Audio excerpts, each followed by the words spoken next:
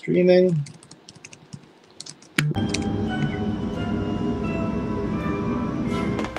What was that? Never mind that.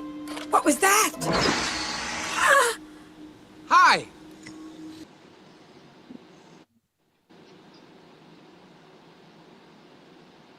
Who are you? BARFF! Not in here, mister. This is a Mercedes. Nah, that's my name. BARFF! BARFF? What are you? And here we go. And BARFF here we Fantasy go. Football BARFF Podcast. Fantasy Football Podcast. Season 4, Season episode 4, 12 episode already. And, 12 already. And joining us on FaceTime is the co-host of the show. Is the co-host of owner the of show. Born to Run. Walt is up on the Walt screen is, tonight. up How on are you, the Walt? screen tonight. How are you, Walt? Doing good. Glad I could join you. Perfect. We're gonna Perfect. We're going to get some sound issues squared away, and issues joining squared me away, live and joining in the me studio. live in And I'm the even going to studio. go turn the lights And that I'm I'm even supposed to gonna have go on, turn so the it doesn't lights look that like I'm we're in some supposed to have dark on, so it parlor doesn't look like we're room. in some dark parlor room. Christian, owner of No Line Christian, Up Needed, is owner here. How of are No you? Line Up I'm doing Needed is great. here. How are you? I'm doing great. Thanks for having me. Right, I'm going to go and turn Lights on, studio lights lighting. on, We've studio been lighting. working through some We've other been tech working through some other But, tech issues. let's talk But, about Christian let's Pick a talk Game. about Christian And Pick a we're going to Game. talk about And we're going to talk week about 11 week action 11 before we talk about the Turkey Day game. Absolutely. We will dive right into it. And let's start with I know we had to break the curse wall. wall. Let's start with your game. So let's start with your game. Okay.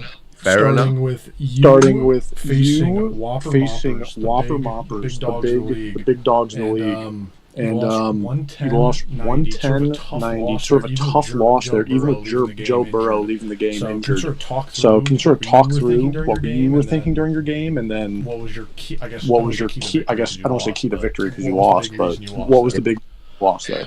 Hell yeah, for sure. And I think, it's funny because when I saw Burrow go out, and I never like to win a game like that, but this point, I'm like, I'll take it. And, I was feeling pretty good, especially considering what the matchups were that I had with Dak. And, it just never panned out. I had, Dak did okay, and Cook was really good, Swift, but my receivers just fell flat, which was surprising because, Minnesota against Denver, they just looked terrible to the end, and Cooper did nothing, and Waddle. And then when he got, Ayuk had a great game against Tampa. That was kind of a killer. And I don't know, somehow Devin Singletary. But here we go again. This will be the second time Tommy has taken me out with his the Dallas defense, which even hurts even more being my favorite team. The point differential again. We got 18 points, 22 out of Dallas. And when you see that kind of production, it's so hard to overcome that this year. So yeah, it was, it's like getting kicked in the cojones. I really thought I had a chance. And it just, later on, it was like I knew I was done. So, I didn't even feel like it was even competitive. So from that point of view, it was kind of depressing. But congratulations to the Moppers. They're proving they can still get wins, even, getting through losing their quarterback. So they're one of the better teams, for sure. It seems like a couple of them. It seems like a couple of them, including the Finns of the Kuz's team. Boston Beans. I forgot the name right there. They're just finding ways to win. The game script against them, or things that seem improbable. But that's all you need is W's. Who's weighed in on the chat already? So I'm assuming that while we're here in the studio, that Miami is continuing there to win. All right. So that's Whopper Moppers 110-90 over Born to Run. Let's look at a bit of a squeaker. Christian Boston Bean. Hold on. What happened here? Now Whopper Moppers Born to Run. Boston Beans 103-89 over worst team ever. Power average for both teams, but both of these teams still sitting up in that high mix for jockeying for playoff position. Well, when you look at this game, Boston Beans squeaked it out. We've talked about it. They seem to go up and down. They've had some powerful weeks, and then they have these weeks where they're squeaking by. How did they pull this out outside of just a terrible week for worst team ever? Yeah, I think he pulled it out because, and I got to say, normally we call the owner of worst team our Eeyore of our league. I don't know, he might be onto something because Andrews and then Kenneth Walker in the same week. And I mean, two guys in your lineup, that is just like really almost, I don't want to say impossible to overcome, because Garrett Wilson did get a 0, but still, I come on. Yeah, that's really hard to do, especially when you lose a couple of guys that are been pretty important to your team.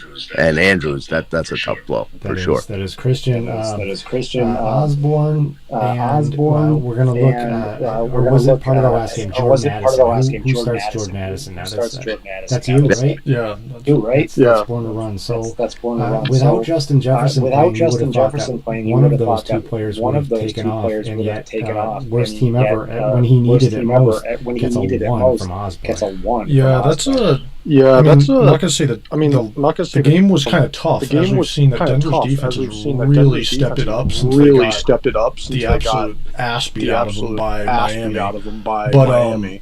I don't know. It seems like I don't know. It seems I love like Josh Jacobs is just putting on a show, and it seems like he can do it all himself. It seems like he can do it all himself. Like he's running for ball. touchdowns. He's really not. He's running for touchdowns. Needing to He's spread really the ball a not ton. needing to spread the ball a ton. He fed T.J. Hawkinson. He fed T.J. Hawkinson. Spoon fed that man. Spoon fed that man. Which I'm sure we'll talk about another. Which I'm sure we'll talk about another game. But yeah, it was kind of surprising. Yeah, it was kind of surprising how.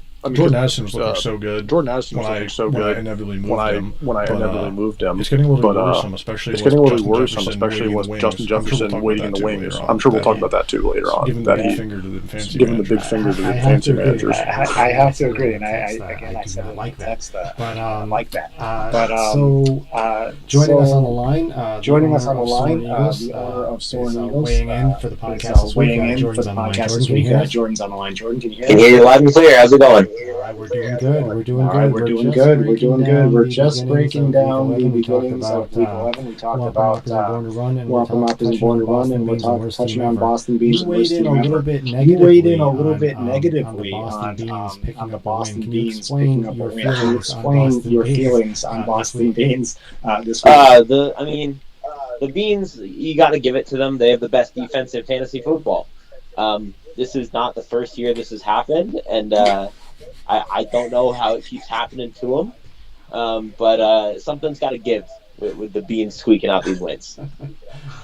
As someone who lost to the Boston Beans by 1 point earlier this season, Christian, I gotta say, I feel the same way. How do you feel about Boston Beans and their propensity to be winning these games? I obviously have PTSD from just experience dating back to the most improbable 5.2 40 dash from Najee Harris in the end zone to put the knife through my chest at the end of last year. So I get it. He finds a way to win. He'll keep finding a way to win, but it's getting to crunch time, and a couple weeks we'll see who the have and have nots are.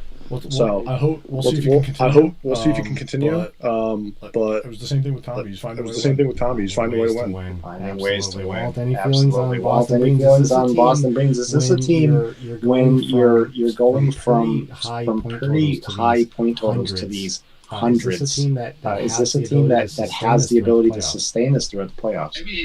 I mean, he's got Christian McCaffrey and Jalen Hurts together, and we've been talking about this right from the beginning.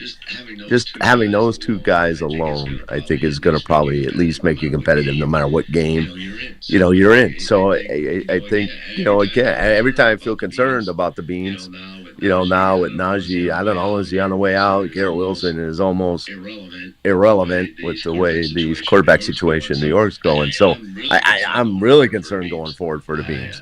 To me, I just feel like having a consistent higher score is going to be challenging with what I'm seeing down the road. But again, McCaffrey hurts. I wish I had that problem. I know. It's great. And McCaffrey really ate. We'll talk about the week that we're in, but boy, he doesn't. I expressed concern with Christian McCaffrey just because so many owners have been burned by him. And then, of course, in my wisdom, I pick up Saquon Barkley in the first round. He does the exact same thing, but that doesn't seem to be the case. He's become that player that you can ride like he did those first year and a half when he was in the league.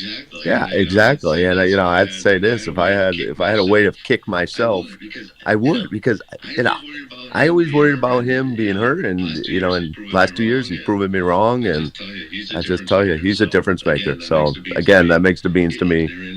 They're in the conversation for come playoff time. I think this year has definitely changed. I think this year has definitely changed how I look at injury prone. I don't think I look at it anymore. I don't think I look at it anymore because we've seen actually every single top end talent either leave long term, leave short term, miss time, play injured. And so I think in the future, I will just never take that into account. If someone's talented enough, I'll drop in the first round. If they happen to get injured, it's like, well, can't really do anything about that. Can't really do anything about that. Exactly. So great point, Christian. I couldn't agree more. Now, even age at this point, I mean, not Keenan Allen too much, but is Keenan Allen is 31 years old and putting up his record year, and you can't slow down Tyreek. It's seeming like all these like sort of stuff. They're all becoming like faux pas. Oh, you shouldn't do this, shouldn't do that. Oh, you shouldn't do this, shouldn't do that. Doesn't seem to matter. I agree. I completely agree. All right, we've got the Soarin Eagles on the line, so let's take advantage of this time that we've got them, and let's talk about the Knuckleheads versus the Soarin Eagles. The Knuckleheads spoiler train pulled into Colorado and pulled out with a sweet high score of 140 to 128 over the Soarin Eagles. Well, did you see this coming, and how did it happen? No, I did not see this coming. Choo-choo. Wow, this is I was like, this was just a great comeback win. And kudos to the Eagles. I had a really, they had a really good week. But I mean, the stars aligned. We got DJ Moore's doing what you thought he might be able to do, and and Devontae, nice. They were targeting him often and early. So it was a really nice victory for the Knuckleheads. It was nice to see Chicago get their quarterback situation squared away, because that seems to lead to good things for DJ Moore. Christian, you're looking at this match, Knuckleheads versus Soarin Eagles. A little bit of an off game for what we've become used to in CJ Stroud. Is that a danger to have become used to these 25 points and more from CJ Stroud? I'd say. I think the one thing. The interceptions stay up. He doesn't really run the ball a lot. So he wouldn't have a way to make up those points. But you can't have a guy that's throwing for 350 yards a game. You can't bench him. He's making generational talent, Hall of Fame people look silly. He is so connected with his receivers right now. If he was my quarterback, I would never bench him, regardless if he gets 19 points or 30. Yeah, he's not bench point. I'm going to say that this was a trade. This was a trade between yourself and Soarin Eagles, where he ended up with Stroud. That's correct. And I think I think that if you look at the time of the trade, CJ Stroud was hot. Was he showing that he's your every week guy? And I think he is cement. As the weeks have passed since that trade. Jordan, what do you think outside of saying really vicious things that I can imagine about Aaron Jones? How did your week go this week? It's tough. I had a good week. You had a better week. It's great to see. It's great to see from you. I'm happy that you had a good week. Very glad to spread the love around the league. Aaron Jones will probably never see my starting lineup again this year. Can't believe I continued that experiment, but it's over. He's on the bench or the waivers, and we'll move on to next week. It wasn't a bad performance from the team, so I'm not too down about it. Yeah, it's a good. You put up. It's a good. You put up 128. You beat everybody except I think 2 teams this week. So really can't be hanging your head on this one. But a question, and we're talking about trades with Born to Run. Another factor in that trade is Calvin Ridley, and Calvin Ridley tortured Born to Run. Well, you can jump in and affirm this. All through the first part of the year, because of the great potential and the failure to live up to it. So he's on your bench, and he gives you the 31 that everyone thought on draft night would be the norm more than an exception. Can Calvin Ridley earn his way into a starting lineup? Oh, Calvin Ridley's in the starting lineup for next week. Little advanced stat for everyone that I didn't know until I got him on my roster. Calvin Ridley with Zay Jones out of the lineup for the Jaguars is terrible.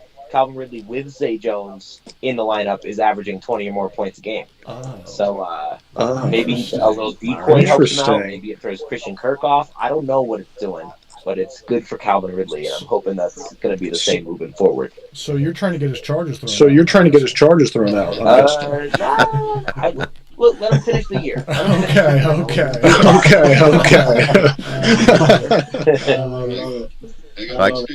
I got one statement about Calvin Ridley.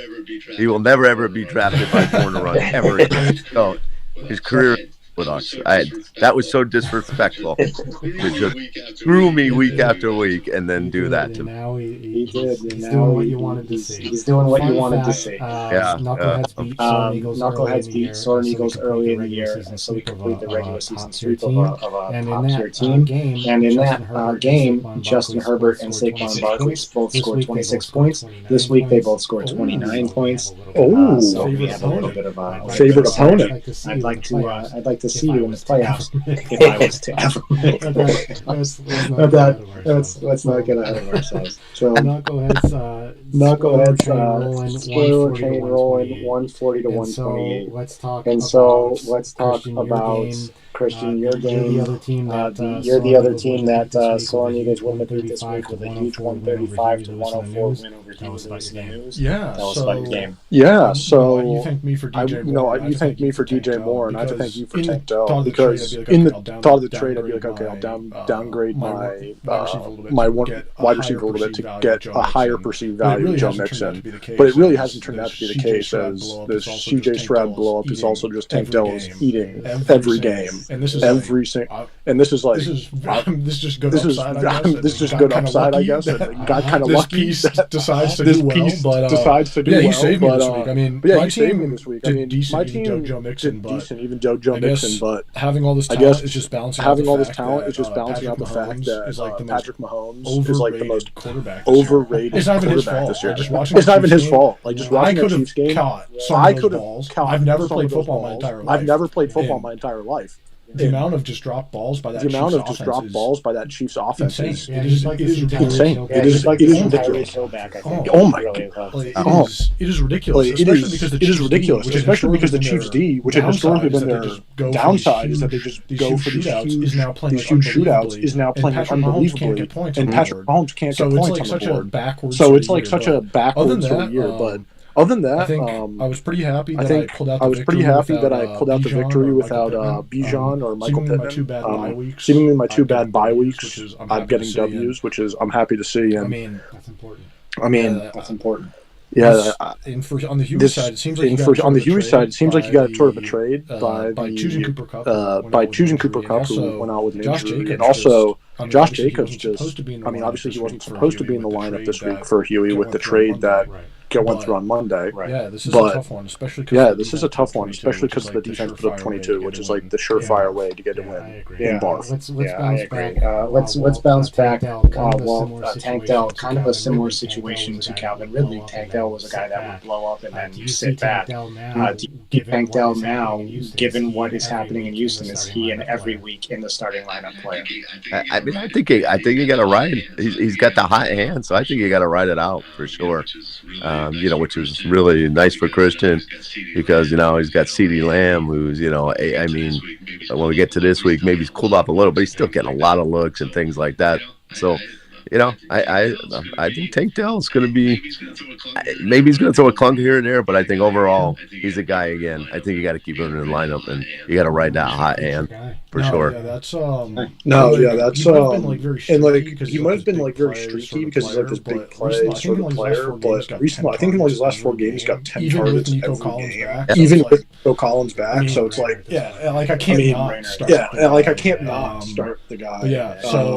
I'm kind of the one thing I'm kind of nervous about going into this week is what Joe Mixon looks like with Browning or whatever the backup's name is, just because he's such a big pass down back but he's also going to get more work because the team is just worse and he's a good player that can get the ball. It's sort of kind of like Jamar Chase. Like, what does he look like? Because they're just going to feed Jamar Chase with the opportunity. True.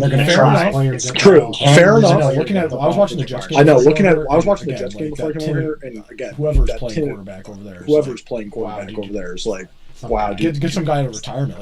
Get some guy out of retirement. There's Joe Flacco. Honestly, Carson Wentz, like I'm actually surprised because Carson Wentz led a team to a Super Bowl. Carson Wentz led a team to a Super Bowl. And Joe Flacco also won a Super Bowl. And Joe Flacco also won a Super Bowl. And they're playing people that live with their parents. They're playing people that live with their parents still. And you're like, wow, this is some real disrespect. Hold on, those quarterbacks I know their parents from New York.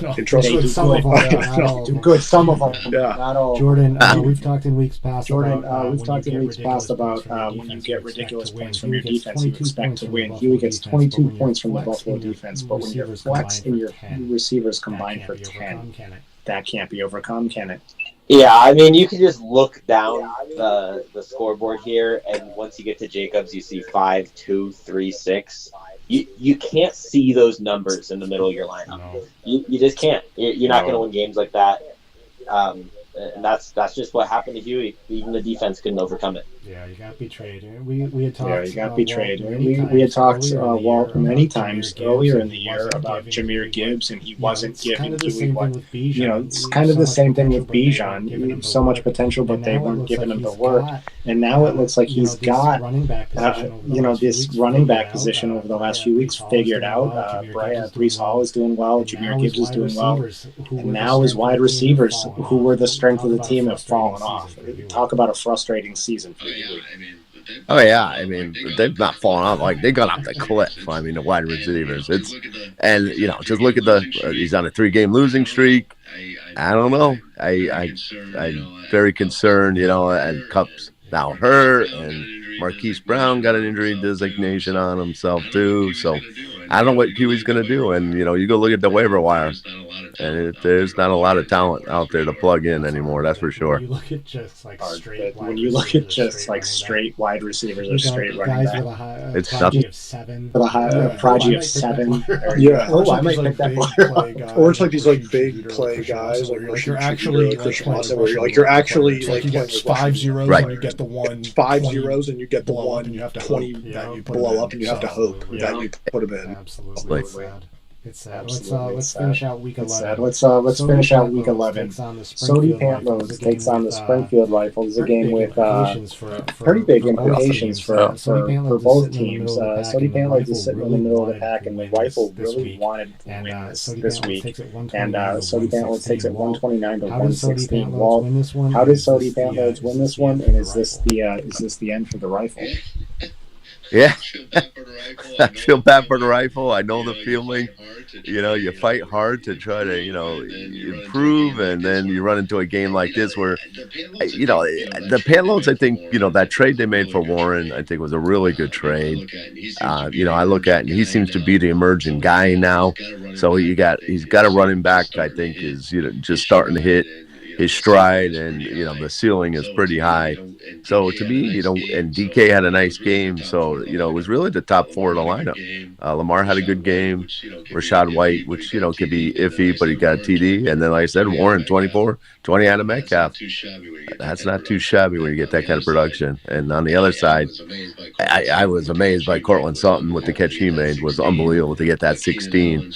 But Keenan Allen's just been amazing. But just the rest of the lineup. Whoever would have thought if you drafted Eckler and Derrick Henry in a given week, you'd only get 10 points out of those guys. I say that every week. And if you're the Springfield Rifle, Christian, I'll ask you this. You're the Springfield Rifle, and you look at your lineup, and you've got Eckler, Henry, Keenan Allen, Debo, Kittle as your tight end. You feel good every week. And then to not get those results. I mean, do you see that weakness when you're talking about those players? No. And I mean, maybe Derrick Henry, because he's older and he's like very much so like a ground and pound, which his body might just, he could just fall off a cliff after one random game or after a next season. But like the rest of them have been so reliable, especially Eckler, which is like the surprising one to me. Because like even like last year, the year before that, he'd get like 10 looks a game from Herbert, either passing it down or running it, and it's kind of wild to see that, especially with the Chargers losing so many close games and just not having a defense that they're not going to use what I think everyone would view as one of their best. Him and Keenan Allen are their best players, and like they're just not using him, or he's just fumbling the ball. It's just a very unfortunate thing to see with your first 2-round picks or whatever those two were. Yeah, Eckler, big no lineup needed presence in the past, and this was the year to have not gotten that player. So Jordan, that the dodged the bullet Springfield there. Rifle. Jordan, the Springfield Rifle, stuck at the 3-win spot. Is this it as we head into the last 3 weeks? I won't say it's it because I think the Rifles they're at a weird spot. I think they have a lot of players who are really just turning it on right now, but then at the same time, some of the guys who are carrying them early are just kind of falling off. Like Derrick Henry, I'm pretty sure has had like a few kind of dud weeks in a row, whereas guys like Russell Wilson, and then you got Debo and Kittle, and the Niners offense is rolling, and like those guys are picking it up. And if he had all the pieces working together, and if like Henry could turn it around, he could pick up some big wins at the end of the year. But if the trends continue, it's just kind of going to be a whole lot of nothing, and people moving up, people moving down leads to just kind of the same status quo.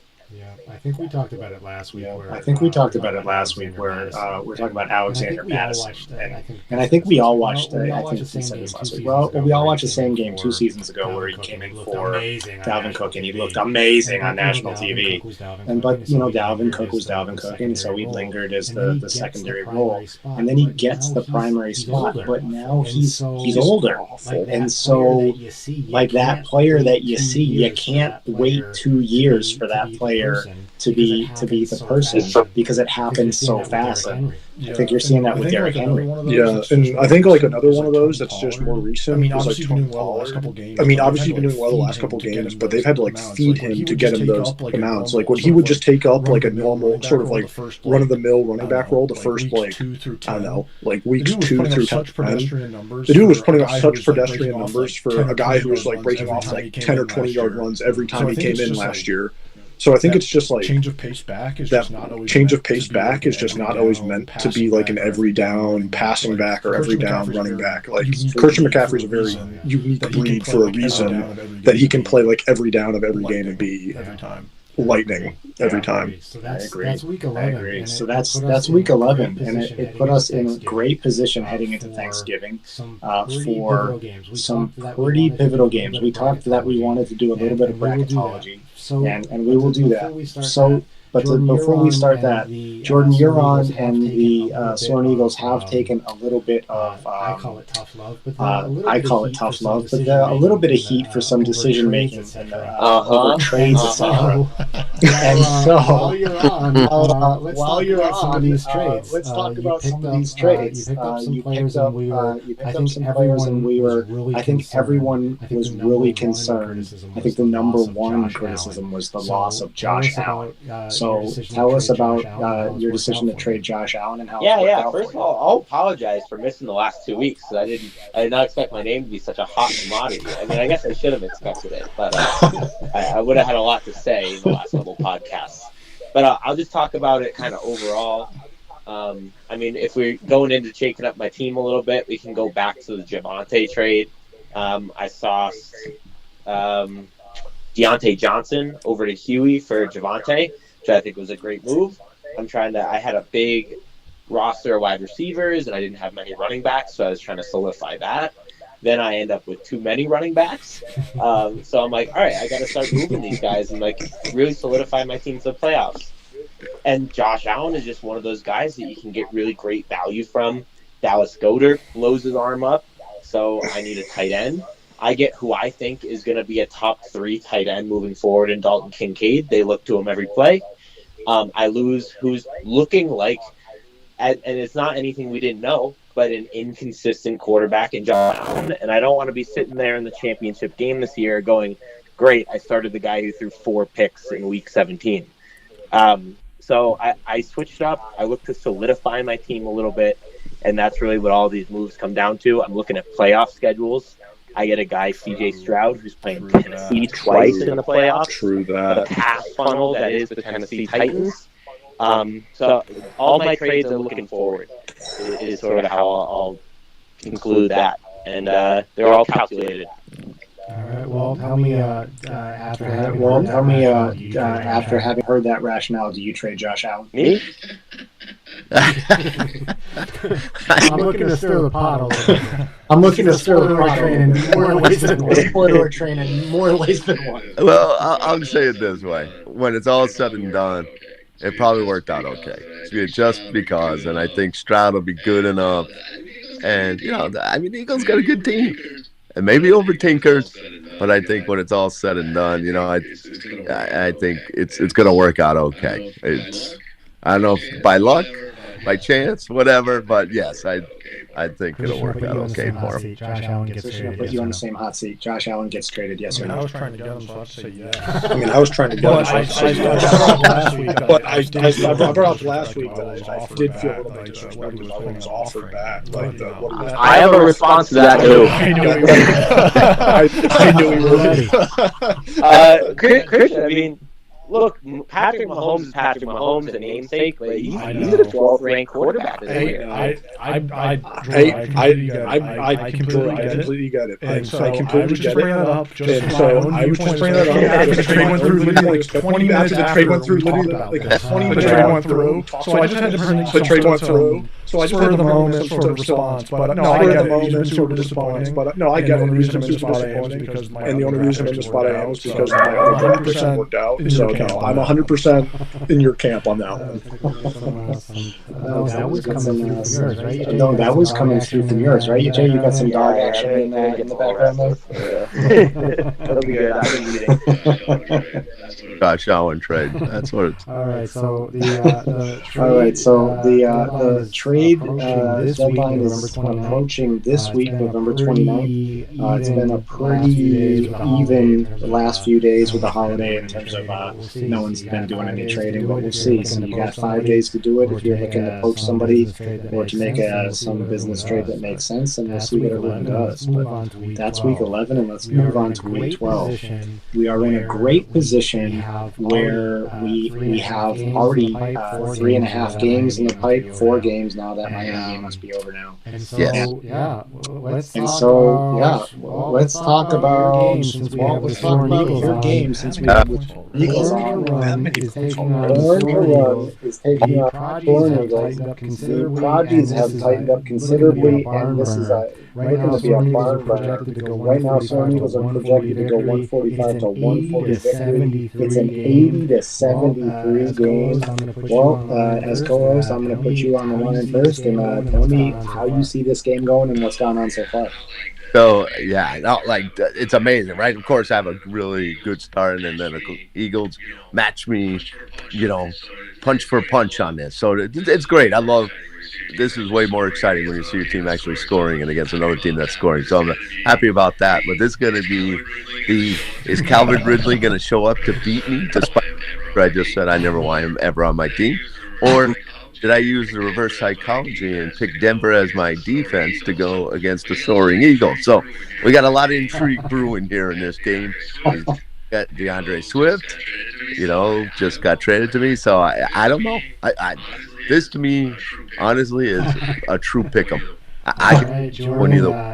All right, Jordan, 80 to 73, you're up, and Calvin Ridley has yet to play. DeAndre Swift has yet to play. There's a lot of background to this game. It's a pretty impressive matchup. How do you? Yeah, I mean, what a great start! I was just watching that Dolphins game, and I mean, Waddle and Hill going back and forth, and this is going to be the shootout of the week. It's going to be exciting. I've been thinking about not starting Ridley, but I can't not start him. This is the hope that he puts up 30 against Warner on the week after he gets traded. And Swift might do the same thing to me, so there's going to be a lot of emotions going on Sunday. The ultimate revenge game right here for multiple. The ultimate revenge game right here for multiple players on the roster. Christian, who is back and forth seesaw right now? Who's back and forth seesaw right now?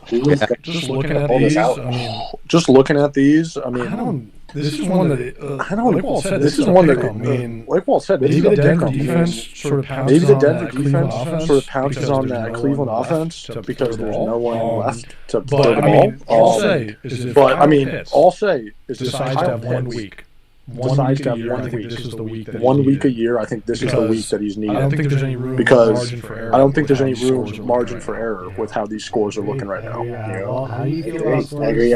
Walt, how do you feel about starting Jordan Addison? Is last week an anomaly? Is last week an anomaly?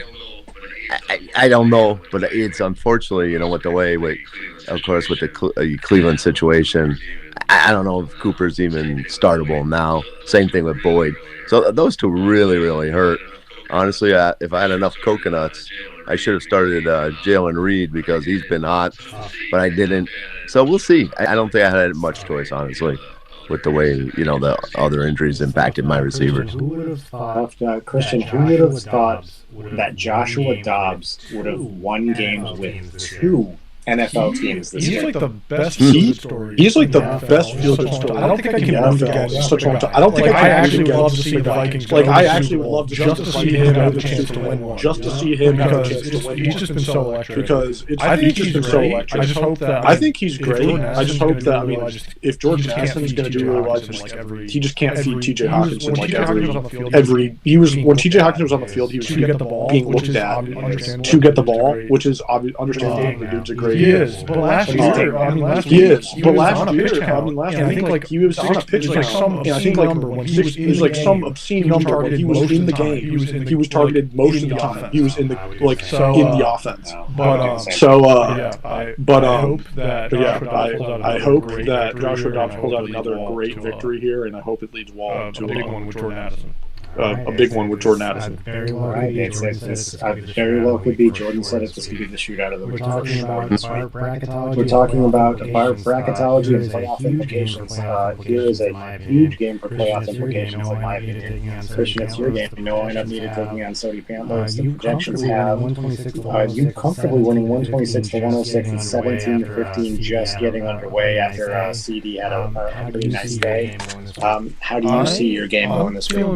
I'm feeling pretty confident in my game. I think I have my complete lineup for the rest of the season is now put together. I think like the one that could really bite me. I think like the one that could really bite me is like Rashad White. Like Indy loves to give up stuff to the running back, and they at Indy, I think I don't know where I heard this. It's the highest points per game in like a single arena. It's like they've averaged like 50 points a game when they play in Indianapolis. So I'm hoping that Rashad can just put a knife in it. But other than that, I love my matchups. I love my team. I think it's really a good place. And I'm hoping that Mahomes and Kelsey can finally get their act together and like run wild on this Las Vegas team that, they should. So I mean that's like I don't want to get to the heart yet, but like that's like the one. I don't want to get to heartburn, but if the rest of my team keeps the wheels on, and then Mahomes and Kelsey get to like that form that you're used to seeing them, I think I have one of the better teams going into the playoffs. But I guess like that's the one thing I'm hoping to see. And Walt, no lineup needed, and Sody Pantlos, both of these teams need a victory, in my opinion. Like we've only got 2 weeks left, and they're hovering right now, wanting to really solidify their spots. Who takes this one and gets that reassurance heading into the last 2 weeks? Yeah, I got to think because what the Pantaloons got out of Metcalf and McLaurin, I mean, that really hurts because they, to me, had to pick up a little of the slack for Jamar Chase because we don't know what we're going to get there. And, no lineup. CD had a nice game. Honestly, I don't even think this one's going to be close, which should make the Pantaloons or Sox fan 32-76 very happy that I'm going. They tend to look for the opposite reaction. Yep, exactly. But thinking they probably don't have any reception behind Jordan. Jordan, you were once Team DK Metcalf. Is there a more disappointing wide receiver? Yeah, I guess DK's back. I mean, you got Geno Smith thrown to him, which isn't great, but like, and I hear that he has one of the higher uncatchable target rates in the league. And and I know that the situation isn't perfect for him, but I mean, I feel like if I was that big, I'd have like 1,000 yards and 10 touchdowns. I don't know. Like, you got to do something with the gifts that you were given. He's I would not want to be lined up on him. No. But that being said, last night I forget who was covering. But that being said, there was definitely one time I was definitely against my seat because I think stopped an absolute dime of a touchdown. Stopped an absolute dime of a touchdown with like one arm or like barely draping him on DK. So I was very thankful for like yesterday for my San Francisco defense for not allowing a dagger to happen on the first night of the week. He has to expect to be doubled. Yes. I mean, Walt, you see the same thing with CeeDee Lamb. This is the number one going out on the field, and you expect number one production regardless. DK Metcalf pulling this week 29th ranked wide receiver. Yeah, it's like I said, it's unfortunate for the Pantloads. That Burrow injury is really wrong time. You never want an injury, but at the end of the season for the playoff push, that's just it's a killer. So I don't know. The Pantloads, this could be. Did they make the playoffs last year? I don't recall, but could be another disappointing season where the Pantloads expect more. I feel like it was certainly an off year for the Pantloads, and I'm not sure if they didn't miss. I didn't do the history that I wanted to do today. We'll look at that. Maybe we'll do a little clicking. But we'll look at that. Maybe we'll do a little clicking as we move forward. Let's go to another team. So Whopper Moppers, we're all pretty solid on Whopper Moppers playoff percentage. They're getting it. They're jockeying for position. They take on worst team ever. Worst team ever has had the most up and down, probably the most up and down season of any team. They've been in first place. They've been in fourth place. I'll look at the standings after. I'm not sure whether they're 4 or 5 right now. But they've had some bad luck, and they take on Whopper Moppers this week. The projections have this one really tight, 121 to 117 for the Moppers. But worst team ever is up 42 to 32 right now. They got a good game out of Tony Pollard. Does worst team ever get a pretty vital win against Whopper Moppers this week? I don't know. I don't know if Kyron Williams is coming off IR this week, which would be a huge boost if you could get him back. But looks like the only person you can really plug in is D-Hop, unless I don't know if you guys heard anything about Jefferson, but that's a tough one because it's a Monday night game. And, is he really going to play? Is he not going to play? I don't know. That's tough. And on the other side, I just have a feeling Diggs is going to have a good game. A.J. Brown's going to have a good game. I don't know. I just see the Moppers putting up a lot of points. So this could be trouble for worst team ever. Whopper Moppers is starting Baker Mayfield, Alexander Madison, and Logan Thomas. They are having a heck of a year. Do they take out worst team ever this week? I have to go. I think yes. I think yes. Just they have the Dallas dudes. It's like adding another wide receiver. It's like adding another wide receiver on your team, and they obviously with the historic pick six last night. They sealed that one up. I have to go yes. I'm just kind of worried, with Kyron Williams, he looks so explosive, and the Rams' season is done. There's no way. Cooper Kupp's not playing. So would that even impact Justin Jefferson back? Because I think with Justin Jefferson, based on what he's tweeting, the tweet I put in, it doesn't seem like he's rushed to get back as long as the Vikings are playing well. He's looking to get his body right, and then probably if they can hop into a playoff spot, then he comes back and blows everyone up. So I'm kind of worried that if Kyron doesn't come back, with Tony Pollard's looking better, but with Kenneth Walker out, and half of his bench is out. It's kind of tough. Jordan, this tweet that comes out from Justin Jefferson. Have you ever read anything more outrageous in your entire life? Justin Jefferson, it comes with a job, right? Get back out there, I agree. He basically just admitted that he's playing for next year. He gave up on the team. He gave up on the season. Get in there, young man, I say. Get in there, young man, I say. Our fantasy lineups. You have many months of the year to worry about your health. You have many months of the year to worry about your health. It's enough. This is fantasy football season. Yeah, It's I'll tell you what, enough. that $100 million salary would be a little bit lower if it wasn't for all the diehard fantasy heads out there. So, spray some gotta Bactine figure out who the bosses are. Spray some Bactine on it and get back in the game. Rub some dirt on it and get back in the game. Wait, can I comment on Whopper Moppers too for a second? Yeah, let's do it. It's fantastic. Look, Yeah, let's do it. I just think this is a great time to talk about my moves and to further defend my position. Biggest fear is turning into a team like Whopper Moppers. Coming into the rounding out the season, and they're rolling with Baker Mayfield. Alexander Madison is still in the lineup after putting up single digits in like 4 of the last 5 weeks. Diggs is on a downturn. A.J. Brown just put up like 3 points. Ayuk gets a maximum of 4 looks a game. Logan Thomas is Logan Thomas. Look, and he doesn't have much left on the bench. He should have made moves 4 weeks ago to solidify that running back spot at the very least. And I think if some people start to trend down, it could be a first-round exit for the Moppers. Well, what do you think? T. Higgins is out again. I think this is the third week in a row he's been ruled out. Is there hope for Whopper Moppers to shore up the lineup? Can this lineup, as it exists, take them deep?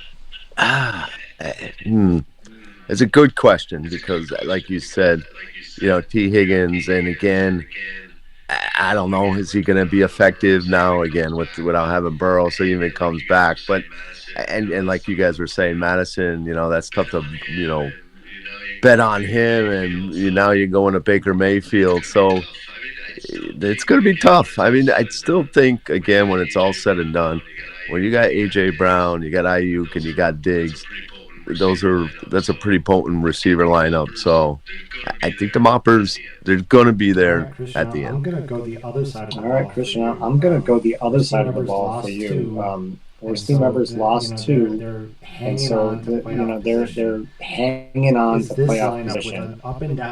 Is this lineup with an up and down all of a sudden? I don't understand about Brock Purdy. He looks amazing, like the best player in the league some weeks, and then he puts up performances, subpar 12-point fantasy performances last week. Does worst team ever have the lineup? Adam Thielen seems to have fallen off when he was the strength of the team at one point, and then Purdy being up and down. Kyren Williams is an unknown. Well, I think if Justin Jefferson comes back, yes. Well, I think if Justin Jefferson comes back, yes, because I think maybe the tight end position was a bit weak, but I think in the entire league, tight end is kind of like a hit or miss position. But other than that, his lineup is pretty, especially with Tony Pollard damn good. Especially with Tony Pollard coming back, and be I guess re-emerging, as much as this might be like a blip.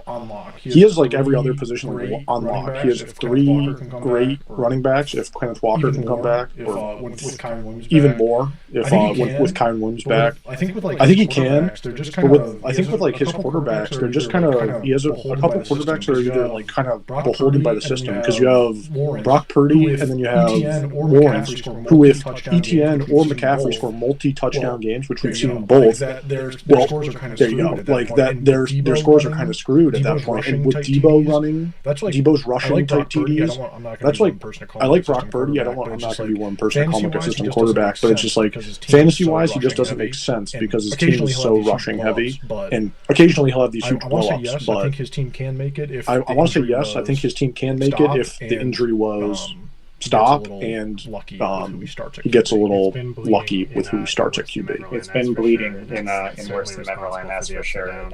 Let's take a look at a game that is really close right now. We talked about this team earlier. I'm going to be looking for some pretty good feedback from everyone. Boston Beans is currently up on Hulu 62-60, and it's projected to not be one of these games that the Beans can keep a low scoring game and pull out a victory at the end. It's projected to be a shootout, 133-128. Right now, the Prodigies are in Huey Lewis's favor. A really good start we talked about by Christian McCaffrey this week, but then things kind of drop off. Walt, I'll start with you. Boston Beans this is a must-win for Huey Lewis. Can the Beans knock them off, or does Huey Lewis take this one? I think the Beans can knock him off. He salvaged 17 points out of Garrett Wilson, which I didn't even know that until we came on and looked at this. Like, he must have got a touchdown late in garbage time. So, yeah, on the other side, though, I got to give Huey Lewis. I should have asked for his advice every week on what defense to pick up, because somehow he get another 22 points out of a defense, which is amazing. But right now, like, who's he putting in for Kupp? And if Kupp does play, he's got Nakua and Kupp. I just don't like that, and I don't know. I think the Beans find a way somehow, some way. And, it'll either be Ingram or Evans or Hurts. Somebody's going to do it. So I think the Beans are going to win. We talked about Christian, we've got, we talked about this earlier where the running backs were the strength and the running backs had kind of mediocre weeks this week. Can these wide receivers carry Huey Lewis over Boston Beans? I'm not 100% confident in that. I'm not 100% confident in that, especially after watching the Rams last week. They looked terrible, and they weren't even like that game. I think they were playing Arizona or someone like that. They were playing them this week, but they were playing someone bad. Cooper Kupp obviously was injured, but I mean, the only reason I think Puka Nacua really had a reasonable total was, I think, probably some late either garbage time or something like that. So I'm usually not comfortable starting two wide receivers in the same offense. Mike Evans looks like the go-to guy with Baker Mayfield. Mike Evans looks like the go-to guy with Baker Mayfield, and I think that Tampa Bay game somehow going to be a high-scoring game. So Mike Evans has been the person he feeds. So I'm definitely on the Beans side. I think the quarterbacks kind of nullify with Josh Allen and Jalen Hurts playing each other. Like, I think that game might be a shootout, but I can expect big points from both. All right, Jordan. Boston Beans is an 8-win team tied with Whoppers for first place, and they're playing a team that is desperate for playoff position. Is this the Beans week? Do they pick up that 9th win? I think they do. I think Evans could have a really big game against Indy. Like Christian said, those have been high-scoring games at home. Hurts is playing Buffalo.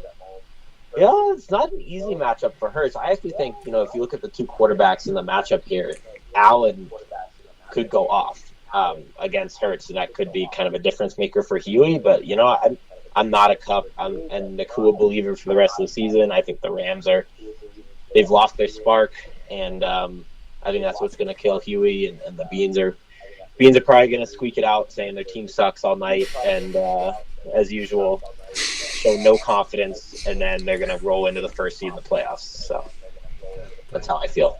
All right, yeah, it looks like they are in a position. All right, yeah, it looks like they are in a position where they could pick up that 9th win.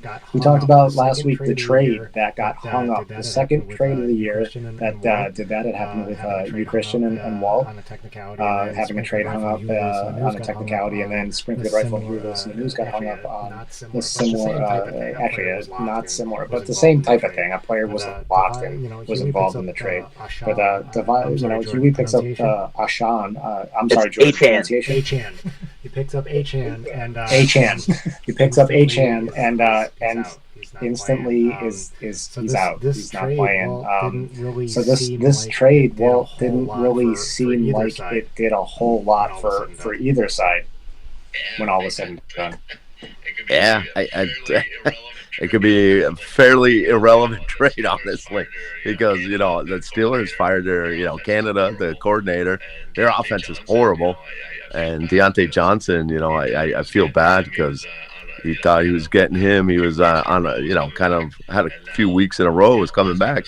And now, last week was terrible. So, yeah, I think it's funny. We always analyze these trades, whatever, and I'll say 90% of the time they end up really not being as relevant as we think they are at the time when the trade happens. The rifle pickup, Christian, they pick up Josh Jacobs. I would put in Jacobs over Derrick Henry. Right now. I would put in Jacobs has like a semi-spark of life.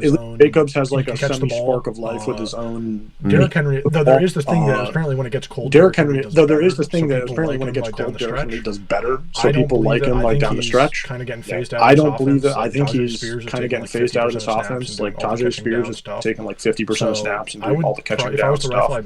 So I would if I was to rifle, I would probably put Jacobs in over Henry. I think he has Debo this week, so and maybe I don't know. I think he has Debo in this week, so I don't know if he's using 3 running backs. Thought process there. But that would be my thought process there. All right, well, let's take a look at it. Move on to the spoiler train game of the week. We're pulling out of Colorado and pulling back into Belchertown. Right now, the rifle's up 34-21. The projections right now, the rifle's up 34-21. The projections have the Knuckleheads taking this one 125 to 104. We do not see Josh Jacobs in the lineup. Well, this is a must-win for both teams. But I'm riding that train. That dark train is in town for the Springfield Rifle. We took out Soarin Eagles. I'll give them a chance to weigh in. Now they feel about this game between the Knuckleheads. But who takes this game between the Knuckleheads and the Rifle? We're really gonna find out if the Knuckleheads are a cursed team, because he only got 10 out of Tua. That really hurts, even though Debo had a nice game, but then compounded with only 4 out of Kittle. And I really don't see too many times when you get a negative number out of your defense where you end up winning that week. So I love the Knuckleheads' chances. Devontae, DJ's got a nice matchup. Christian Kirk has a nice matchup. Moser, 31. And now, the big one, I think, for the Knuckleheads is with the, DeVito at quarterback. He loves dumping that ball off to Barkley. So I can't believe it. I think he's still available. I can't believe it. I think he's still available. As a Giants fan, I'll actually say one that. enjoyable game of as a Giants fan, all season, especially because all season, especially because Saquon's TD was like a 40-yard bomb, not a dump off. Like that was like a legitimately impressive play. Like that was like from legitimately impressive chicken cutlet slaying over there. Absolutely, you give Mom's him Cutlet laundry over there. Yeah, exactly. Mom's laundry. Yeah, exactly. Jordan, tell me, does the spoiler train exist? And does it take out the spoiler Springfield train Rifle this week? exist? And does it take out the Springfield Rifle this week? Sorry. Yeah, I think the Knuckleheads got this one. Herbert's got a tough matchup, though, against Baltimore. I'd watch out for that. That could be a dud. I think the Giants versus New England is going to be like a 7-7 game, so I would also be a little bit worried about that. But DeVito does look good, which is nice to see. I think sometimes when you got a team that bad, just changing it up does something. But I got the Knuckleheads in this one while I go break up a fight. It sounds dangerous over there. Be careful. It sounds dangerous over there. Be careful. We'll say I am not brought up the fun game with the Giants had. I am not looking forward to watching the Patriots Giants game. I think actually probably more people sleeping watching this game than awake, because it's going to be Ramondre and Saquon getting the ball, and that's just going to be it. They might as well just play each other, like just thumb wrestle, and you probably figure out who wins better than. I disagree. Touchdown Tommy's going to be chucking it. He's just chucking. Hey, yeah. That's what Wandale Robinson. Hey, yeah. Catch the ball. Who's the young kid? Jalen Hyatt is gonna. He's gonna catch 270 yards. Jalen Hyatt is gonna. He's gonna catch 270-yard passes. All over New Jersey. Lock it in. All over New Jersey. Lock it in. That's the Rifle and the Knuckleheads. These teams are cemented in the bottom four. These teams are cemented in the bottom four and really needing to climb up. So we'll see what happens this week. I know that I feel like I'm the Death Star, and so that will prevail. But we'll see. Have to see if you really are. Do we have every match? I think do we have every match? Yeah. Yes. I think we did. Yeah. So let's take a look at the standings. All right. So let's take a look at the standings. I don't know how much you've looked at. I don't know how much you've looked at the premature bracketology that some of these teams we're talking about, but some of these teams in this mid-tier. So I don't really want to talk about the Whopper Moppers and Beans. They're in. Even if miracles happen, they may get a lower seed. But these, from no lineup down, let's look at from no lineup down. Really, I think Soarin Eagles, I think are safe at this point. But these 6-win teams down to the 3-win teams, and not just because there's 3 weeks left, but because these teams are playing each other a little bit, which is exactly what we want to see as they battle for playoff position. Who do you see, if you've had a chance to take a look at it, well, who do you see as a team currently in the bottom 4 that has a chance to make a run over the next few weeks? I think it's the Knuckleheads. I think you have the chance for sure. And in my opinion, and I think, Christian, didn't you predict that worst team ever would not make the playoffs? That was my prediction. Since he brought it up in that one podcast, I was thinking that he would not make it. So this is my take. I think Knuckleheads jumps in, and it's either the Pantloads or worst team ever don't make the playoffs. So I think it's pretty solidified. But that little pack, there's those 3 teams. I think two of them make it, and I think it's the Knuckleheads and the Pantloads or worst team ever going home. Weighed in a little bit here. All right, Christian, you weighed in a little bit here on worst team ever. Again, out of that middle, do you see any of these bottom 4 teams? I think I'm okay because I just have the most points scored in the league. I think I'm okay because I just have the most points scored in the league. So a couple weeks. Very hard for anyone to pass me in the next couple weeks. But Brian, one thing I want to bring up is next exactly. But Brian, one thing I want to bring up is next week. You and I play on the dreaded week 13 buys. And I'm not going to say I'm going to win right now, but I think you have a majority of your very skilled position players are on bye, and I have my entire team. So I don't want to cast down a bad light. I think that though, I think the bottom is so close. I think that the bottom is so close. Depending on if one team blows up, like Walt's team's looking. Depending on if one team blows up, like Walt's team's looking really strong this week. I think really dependent if he wins, this week's winning, I think like it's really dependent on this week's winning. That team has sort of the 3-8 team. And I think that team has the big likelihood of passing one of the lower 6 and 5, 5 and 6 teams. With Huey, I'm a bit. I don't know. With Huey, I'm a bit. I don't know. Like with these running backs and the but I don't know. I can't really say that he's going to make it. But I don't know. Your team, Brian, Walt's team, Jeff's team, if they pull off a big win and can move up the points, like the points 4 column, or even just get that 4th win, I think that you guys have a pretty decent chance of playing upsetter or playing, sneak in, and the teams that sneak in seem to always make the finals here in BARFF. I remember that the draft had been rife. My mock drafts had been rife with lineups that were essentially all week 13 buys. And I said at the draft, wow, I seem to like these week 13 guys. I can't be drafting them. And many people said, you draft those people and figure out week 13 when it comes. It happened. Week 13. It happened. I'm going to need these players. Different players to do in their week 13. I can't even. It came around. I can't even throw in touchdown Tommy. He's eating good next week. No, he's off next week. He's eating good next week.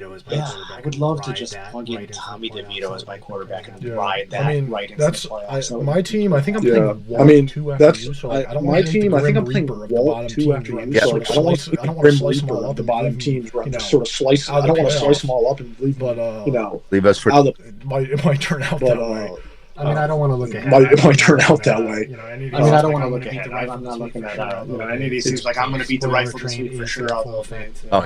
Spoiler train is in full effect. And I'm confident, but it would suck to then get pasted. Hey, I'd be here for it. Hey, I'd be here for hot takes about the playoffs, even without people falling out. Do we think that there's going to be any people falling out? Do we think that there's going to be any teams that are making it all the way, just even off the? I'm going to go to you on that. Your hot takes off the top right here. I'm going to go to you on that. Your hot takes on the playoffs. We've got 3 weeks left. Anything revolutionary you see happening? How do you see anything revolutionary you see happening? I agree with what you guys said. I think Knuckleheads is the team at the bottom that has a shot to move up.